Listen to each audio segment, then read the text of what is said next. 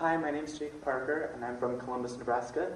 I started acting when I was in 8th grade when I auditioned for the school musical Pirates of Penzance. When practices started, I loved what I was learning and I loved what we were doing, and my passion for acting grew, and I knew that when I grew up, I want to become an actor. Some performances I've been a part of are A Midsummer Night's Dream, The Man Who Came to Dinner, Pippin, The Sound of Music, and The Crucible.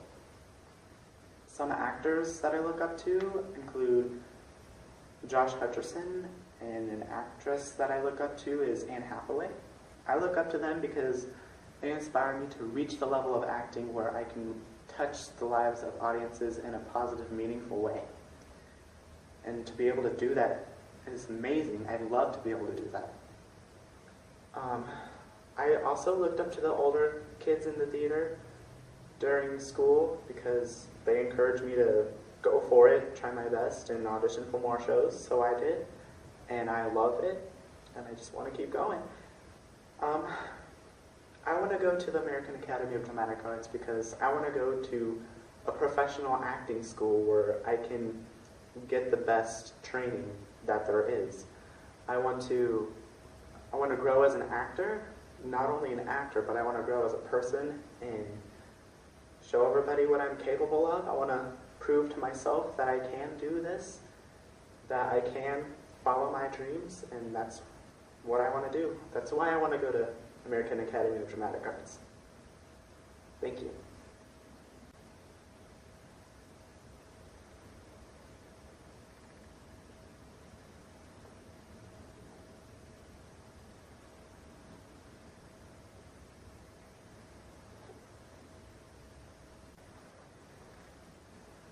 My first monologue is Alad's monologue from the play Equus by Peter Schaeffer. My second monologue is from the play by Molière, The Doctor in Spite of Himself. That's what you want to know, isn't it? All right, it was. I'm talking about the beach. That time when I was a kid. What I told you about. I was pushed forward on the horse. There was sweat on my legs from his neck. The fellow held me tight and let me turn the horse which way I wanted. All that power, going anywhere you wanted. His sides were all warm and the smell. Then suddenly I was on the ground, where Dad pulled me. I could have bashed him. Something else. When the horse first appeared, I looked up into his mouth. It was huge. There was this chain in it. The fellow pulled it and cream dripped out. I said, "Does it hurt?" And he said, the horse said, it was always the same after that. Each time I heard one clap by, I had to run and see, up a country lane or anywhere. They sort of pulled me. I couldn't take my eyes off them. And just to watch their skins, the way their neck twists and the sweat shines in the folds. I can't remember when it all started. Mom reading to me about Prince, who no one could write except one boy, or the white horse in Revelations. He that sat upon him was called Faithful and True. His eyes were as flames of fire, and he had a name written that no man knew but himself. Words like reins, stirrup, flanks, dashing his spurs against his charger's flanks. Even the words made me feel. Years I never told anyone. Mom wouldn't understand. She likes equitation, bowler hats, and jodhpurs.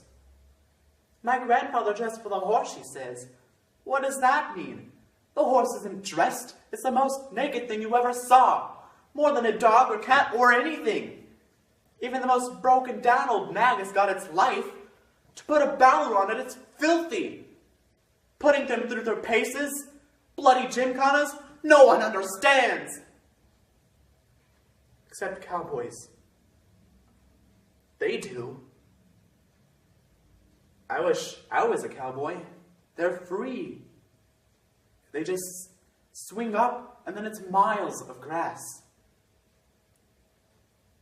I bet all cowboys are orphans. I bet they are.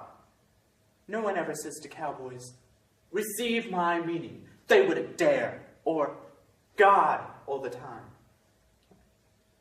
God sees you, Alan. God's got his eyes everywhere. I'm not doing it anymore. I hate this. You can't whistle for me anymore. I've had it. No, I tell you, they made a doctor of me in spite of myself. I had never dreamt of being so learnt as that, and all my studies came to an end in the lowest form. I can't imagine what put that whim into their heads, but when I saw that they were resolved to force me to be a doctor, I made up my mind to be one at the expense of those I might have to do with. Yet you would hardly believe the error that has spread abroad, and how everyone is obstinately determined to see a great doctor in me. They come to fetch me from left and right, and if things go on in that fashion, I think I had better stick to physics all my life. I find it the best of trades, for whether we are right or wrong, we are paid equally well.